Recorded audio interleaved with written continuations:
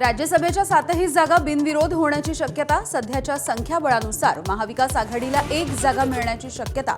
महाविकास आघाडीच्या गेल्या वेळेच्या 3 जागा महायुतीच्या पारड्यात.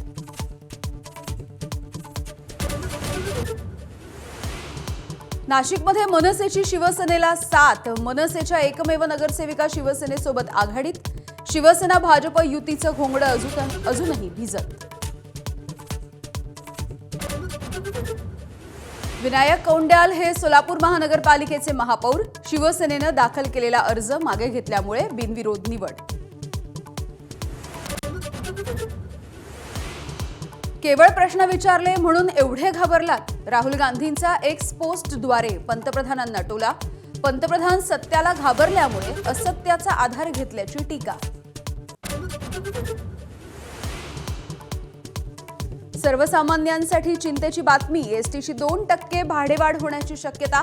मार्च-एप्रिल महिन्यामध्ये भाडेवाढ होण्याचे संकेत.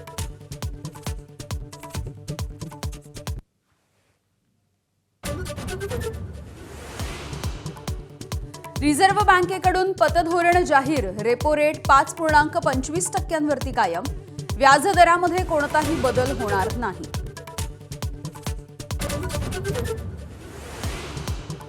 एकोणीस वर्षांखालील वर्ल्ड कपमध्ये आज फायनलचा थरार.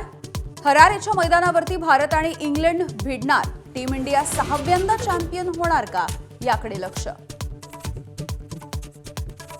मंत्री संजय शिरसाट यांनी एक खळबळजनक असा गौप्यस्फोट केलाय.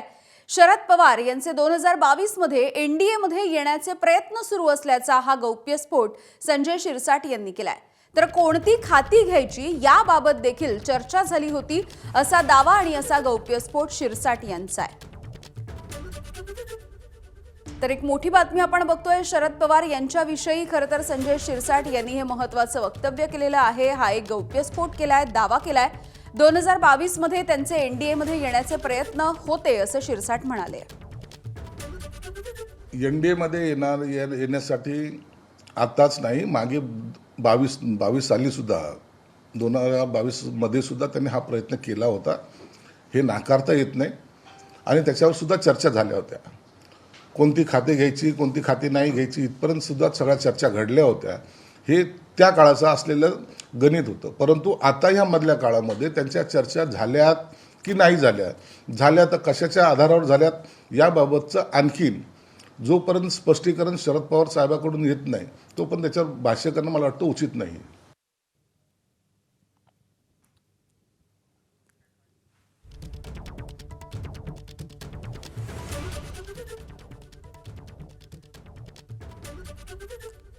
तर हा एक मोठा गौप्यस्फोट आपण बघतोय. संजय शिरसाट यांनी असं म्हटलंय, त्यांचा असा दावा आहे की शरद पवार हे 2022 मध्ये एनडीएमध्ये येण्यासाठी प्रयत्न करत होते.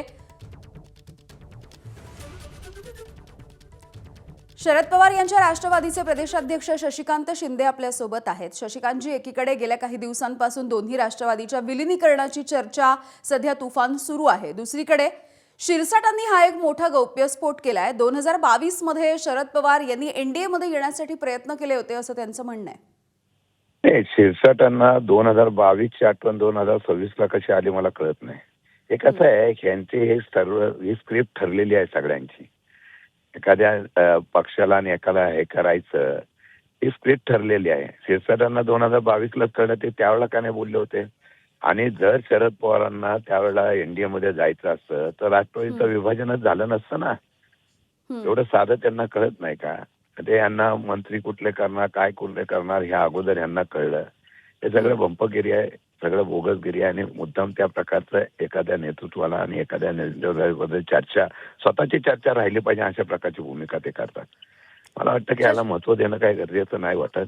पण तुम्ही जो प्रश्न उपस्थित करता आहात, नेमकी आज आठवण त्यांना का झाली असं तुम्हाला वाटतं? 2022 ची आठवण 2026 मध्ये होण्याचं नेमकं कारण काय आहे? तुम्ही काही दिवसापासून ज्या पद्धतीने चर्चा सुरू झालेली आहेत, आता ह्या चर्चा करताना मला अजूनही कळत नाही. एका बाजूला हेच शिरसाट आणि त्यांच्या पक्षाचे लोक अजितदादांच्या मृत्यूच्या संदर्भामधल्या संशय व्यक्त करतात. आणि त्याचबरोबर हेच शिरसाट आता रोज स्टेटमेंट देऊन वेगवेगळ्या प्रकारच्या संभ्रम निर्माण करतात. आता मला वाटतं की ह्यांनी अशा प्रकारची चर्चा करण्याचा हेतू काय हा त्यांनाच विचारा. मला वाटतं की अशी कुठलीही चर्चा, असे कुठल्याही प्रकारचा निर्णय पवार साहेबांच्याकडून कुठलाही अशी चर्चा झालेली नाही. आम्ही बरोबर साहेबांच्या बरोबर असतो. साहेबांच्याकडून कुठलं मग मी मगाशी सांगितलं तसं असतं तर मग अजितदादांच्या बरोबरचा जो पक्ष विभागला गेला तो ह्या मुद्द्यावरच विभागला गेला होता, तो झाला नसता ना. त्यामुळे मला वाटतं की हे 2022ला त्यांना माहिती पडलेलं आता 2026ला सांगत असतील तर ते मला वाटतं ही स्क्रिप्ट आहे आणि जाणीवपूर्वक ही स्क्रिप्ट वाजवली जाते असं वेगवेगळ्या तोंडातून असं मला वाटतंय. केवळ ही चर्चा झाली असं त्यांचं म्हणणं नाहीये. शिंदेजी ते असं म्हणतात की कुठली खाती घ्यायची याविषयी देखील त्यांचं ठरलं होतं. आम्हाला माहित नाही तर त्यांनाच विचारा.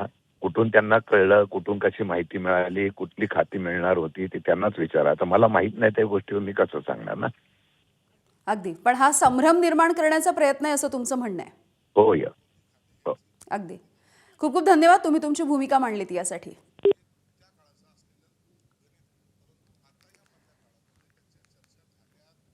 तर मंत्री संजय शिरसाट यांनी जो गौप्यस्फोट केलेला आहे त्यांनी हा दावा केलाय की शरद पवार यांनी 2022 मध्ये एनडीए मध्ये येण्याचे प्रयत्न केले होते. मात्र याला आता शशिकांत शिंदे यांनी उत्तर दिलेलं आहे आणि त्यांनी असं म्हटलंय की शिरसाट हे दररोज वेगवेगळी स्टेटमेंट्स देत आहेत आणि संभ्रम निर्माण करण्याचा प्रयत्न करतायत. 2022 मध्ये जर अशा पद्धतीची काही चर्चा झाली तर मग 2026 मध्ये त्यांना याची आठवण काय येतेय असं एका पद्धतीने प्रत्युत्तर देखील किंवा अशा पद्धतीचा प्रश्न देखील आता शशिकांत शिंदे जे शरद पवार यांच्या राष्ट्रवादी काँग्रेसचे प्रदेशाध्यक्ष आहेत त्यांनी संजय शिरसाट यांना विचारलेला आहे.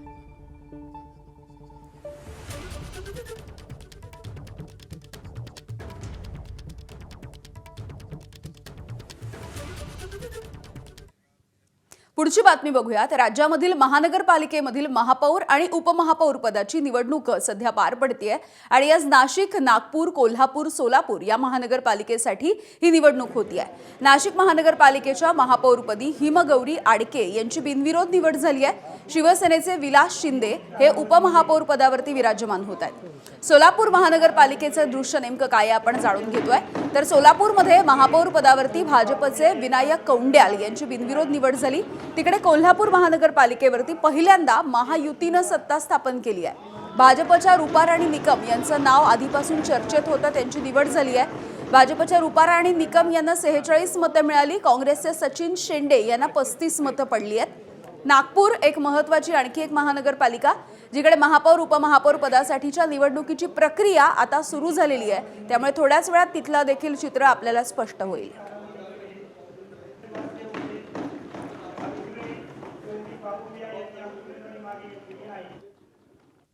छत्रपती संभाजीनगर महानगरपालिकेमध्ये भाजपचा महापौर बसतोय. भाजपचे समीर राजूरकर हे संभाजीनगरचे नवीन महापौर असतील. शिवसेनेचे राजेंद्र जंजाळ हे उपमहापौर पदाची धुरा सांभाळणार आहेत.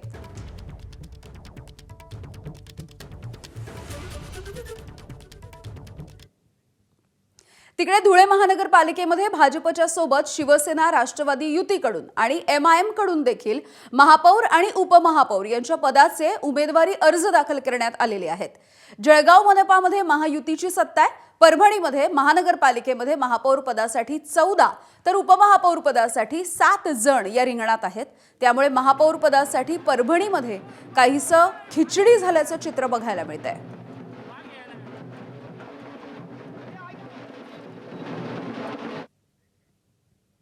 तर या घडामोडी सविस्तरपणे बघूयात. बातमी आहे धुळ्यामधली. धुळे महानगरपालिकेच्या महापौर पदाच्या निवडीसाठी आज विशेष महासभा होणार आहे आणि याच महासभेच्या माध्यमातून महानगरपालिकेचा महापौर नेमका कोण असेल हे निवडलं जाईल. महानगरपालिकेच्या सभागृहामध्ये ही सभा होणार आहे. भाजपच्या सोबत शिवसेना राष्ट्रवादी युतीकडून आणि MIM कडून देखील महापौर आणि उपमहापौर पदाचे उमेदवारी अर्ज दाखल करण्यात आले. महानगरपालिकेमध्ये भाजपची एक हाती सत्ता आहे. शिवसेना राष्ट्रवादी युतीसह MIM ने देखील आपला उमेदवार दिलाय. त्यामुळे ही निवडणूक अर्थातच बिनविरोध होणार नाहीये. सोबतच शिवसेना राष्ट्रवादीने भाजपचे काही नगरसेवक हे आमच्या संपर्कात आहेत असा दावा MIM ने केलेला होता आणि आज महापौर पदाची निवडीची ही जी प्रक्रिया आहे ती नेमकी आता कशी पार पडणार हे बघणं औत्सुक्याचं असणार आहे.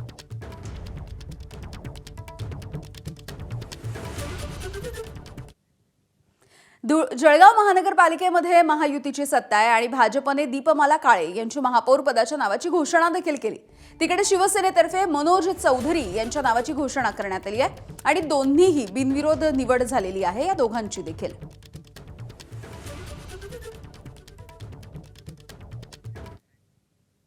परभणी शहर महानगरपालिका निवडणुकीच्या नंतर आता महापौर आणि उपमहापौर पदाची निवडणूक होती आहे. या निवडणुकीच्या अनुषंगानं सर्वाधिक जागा असलेल्या ठाकरेंच्या शिवसेनेकडून 6 जण हे महापौर पदासाठी निवडणुकीच्या रिंगणामध्ये उतरले आहेत.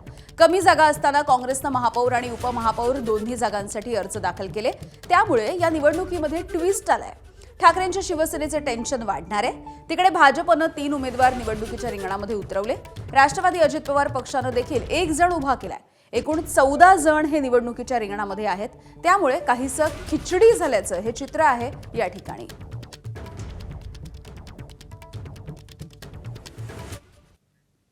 भिवंडी महानगरपालिकेमध्ये सत्ता स्थापनेचा पेच हा दिवसेंदिवस अधिक गुंतागुंतीचा होत चाललेला आहे. निकालाला 3 आठवडे उलटून गेले आहेत तरी देखील महापौर नेमकं कोण होणार हा निर्णय अजूनही गुलदस्त्यात आहे. सर्वाधिक नगरसेवक असूनही काँग्रेस राष्ट्रवादी आघाडी ही बहुमतापासून 4 पावलं दूर आहे. तर भाजप आणि शिंदे गटाची शिवसेना आकड्यांच्या खेळामध्ये अडकून पडली आहे. निर्णायक ठरू शकणारा समाजवादी पक्षानं महापौर पदाची मागणी करत नॉट रिचेबल असल्यामुळे आता इथल्या राजकीय हालचालींना घडामोडींना चांगलाच वेग आलाय. महाबळेश्वर पासून ते अज्ञात स्थळांपर्यंत सुरू असलेल्या या सत्ता नाट्यामध्ये नेमका महापौर कोण होणार, सत्ता कोणाच्या हातामध्ये जाणार हे सगळं बघणं आता औत्सुक्याचं आहे.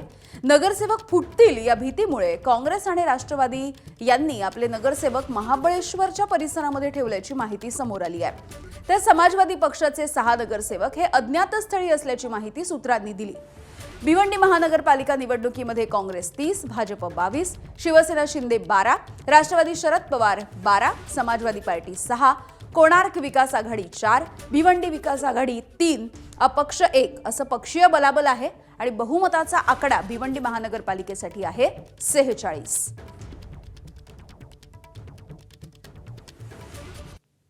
बघूयात पुढची बातमी.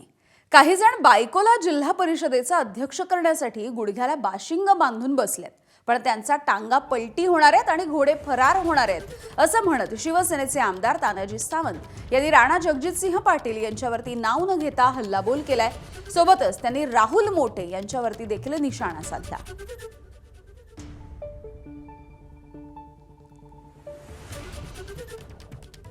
तर राणा जगजितसिंह पाटील आणि आमदार तानाजी सावंत यांच्यामधलं हे काहीसं वाकयुद्ध गेल्या काही दिवसांपासून सुरू आहे आणि पुन्हा एकदा तानाजी सावंत यांनी टोला लगावलाय. बरेच नेते मंडळी, बऱ्याच नेते मंडळीच्या सौभाग्यवती गुडघ्याला बाशिंग देव पाण्यात घालून बसलेले आहेत. जसं 2022ला टांगा पलटी घोडे फरार केले तसं येत्या जिल्हा परिषदेमध्ये त्यांचा टांगा पलटी आणि घोडे फरार केल्याशिवाय मी स्वस्थ बसणार नाही. एवढंच आजच्या ह्या सभेतनं तुम्हाला वचन देतो.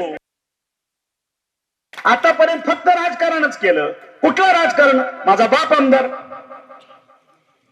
मी 15 वर्ष आमदार. स्वप्नात मी दचकून उठतोय आमदार का नाही. मी आला का तुझी गरज नाही. आता तू केलंच नाही काय 15-25 वर्षात काहीच करता आलं नाही. वारसा आहे म्हणून माझा हक्क आहे. हे रजाकाराची औलाद आपल्याला परत येऊ द्यायची नाही.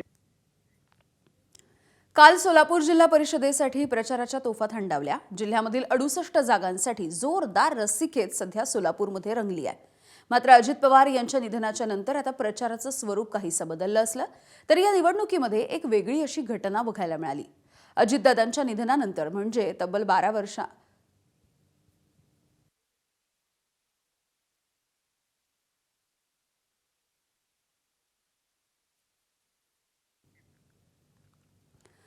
तब्बल 12 वर्षांच्या नंतर मोहिते पाटील काका पुतणे हे एकत्र प्रचाराच्या स्टेजवरती दिसले. माजी मंत्री प्रतापसिंह मोहिते पाटील यांच्या निधनापूर्वी माजी उपमुख्यमंत्री विजयसिंह मोहिते पाटील आणि सर्व कुटुंबीय यांच्यामध्ये राजकीय वितुष्ट निर्माण झालं. नगरपालिकेला दोन्ही मोहिते एकमेकांच्या विरोधामध्ये लढले होते. मात्र जिल्हा परिषदेला दोन्ही राष्ट्रवादीची आघाडी झाल्यामुळे तब्बल 12 वर्षांच्या नंतर दोन्ही मोहिते पाटील हे प्रचाराच्या वेळेला एका स्टेजवरती आलेले बघायला मिळाले आहेत.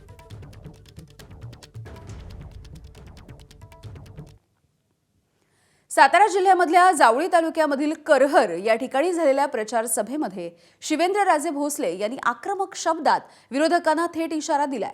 मला डिवचू नका, मी छत्रपतींची औलाद आहे, वेळ आली तर कुणालाच सोडणार नाही असं ठणकावत त्यांनी राजकीय कुरघोड्यांना प्रत्युत्तर दिलंय.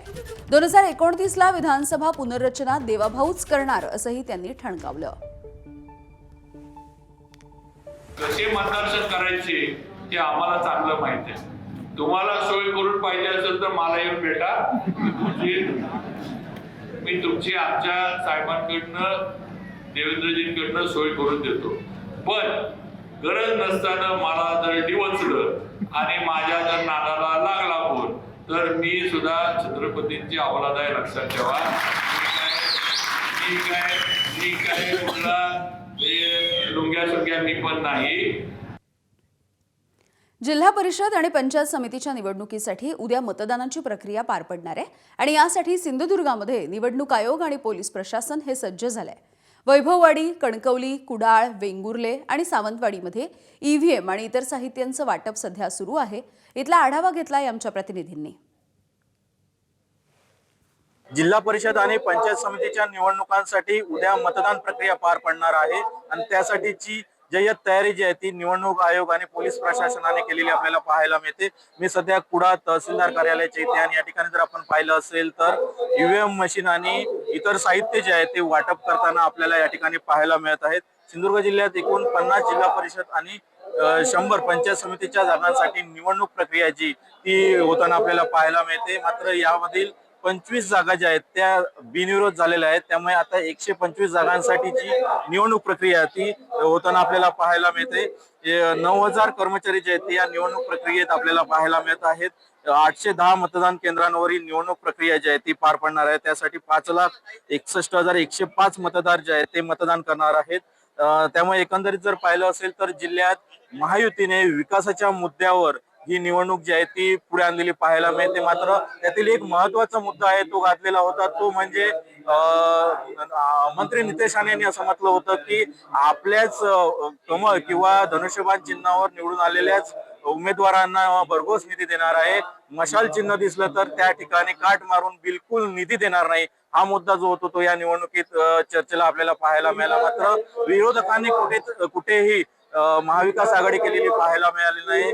उलट भाजप आणि शिवसेना आणि राष्ट्रवादी यांनी महायुती करून या निवडणुकी प्रक्रियेत सहभाग घेतलेला पाहायला मिळतो. मात्र दुसरीकडे ठाकरे सेना जी आहे ते एकाकी लढताना आपल्याला पाहायला मिळते. एकंदरीत जर पाहिलं असेल तर उद्या पार पडणाऱ्या मतदान प्रक्रियेसाठी प्रशासन जे आहे ते सज्ज झालेलं आपल्याला पाहायला मिळतंय. कॅमेरा पर्सन परेश सदाशिव लाड, एबीपी माझा, कुडाळ, सिंधुदुर्ग. विट्स हॉटेलच्या लिलावाच्या प्रकरणी संजय शिरसाट यांच्या अडचणी आणखी वाढण्याची शक्यता आहे. या सगळ्या प्रकरणाचं गांभीर्य लक्षात घेऊन राज्य सरकारनं आता चौकशी समितीमध्ये मोठा बदल केलाय. या संपूर्ण प्रकरणाची चौकशी विभागीय आयुक्त जितेंद्र पापळकर यांच्याकडे सोपवण्यात आली आहे. 8 सदस्यांची समिती आता या प्रकरणाचा सखोल तपास करेल. या लिलावामध्ये मोठ्या प्रमाणावरती अनियमितता झाल्याचा आरोप हा विरोधी पक्षांनी केला होता.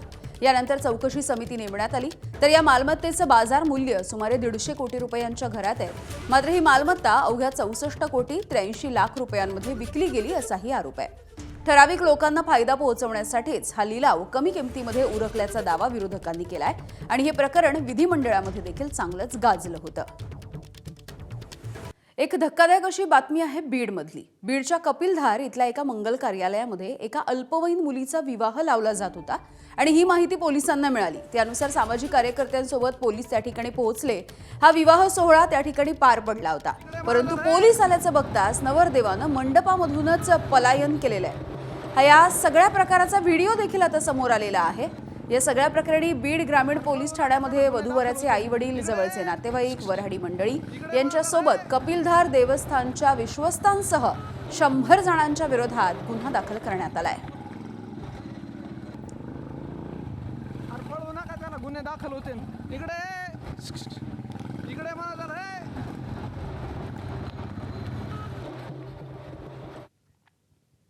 पुढची एक मोठी बातमी आहे सर्वसामान्यांसाठी, कारण एसटीची सरसकट 2% भाडेवाढ होण्याची शक्यता आहे.